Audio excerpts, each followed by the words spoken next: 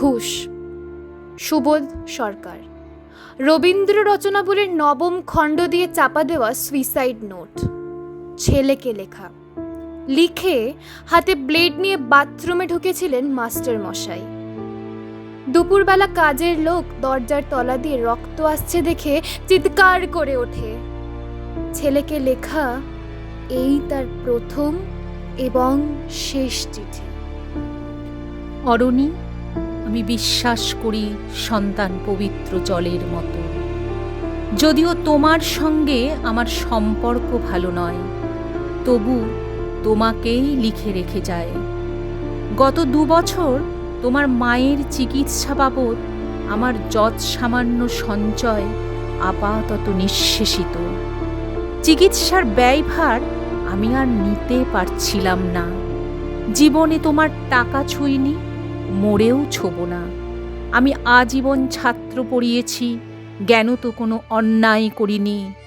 গত মাসে আমার স্কুলে এক অভিভাবক এসে ঝুলোঝুলি করেন তার ছেলেকে নেবার জন্য।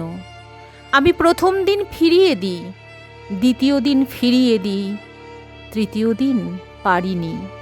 তিনি আমাকে একটা বড় খামে 30,000 টাকা দিয়ে চলে যান। সেই টাকায় এই মাসে তোমার মায়ের চিকিৎসা চলছে। জানি না তিনি বাড়ি ফিরবেন কিনা কোনোদিন। ফিরলে বলো, পৃথিবীতে আমার বেঁচে থাকার অধিকার চলে গেছে। ইতি, বাবা। যখন সারাটা দেশ দাঁড়িয়ে আছে টাকার ওপর, তখন রবীন্দ্র রচনাবলী দিয়ে চাপা দেওয়া একটা সুইসাইড নোট। হাসপাতালে গাছের তলায় গাছ ছমছম করছিল। এগিয়ে গেলাম সাদা কাপড়ে ঢাকা মাস্টার মশাইয়ের দিকে, একটু বেরিয়ে থাকা পা দুটোর দিকে।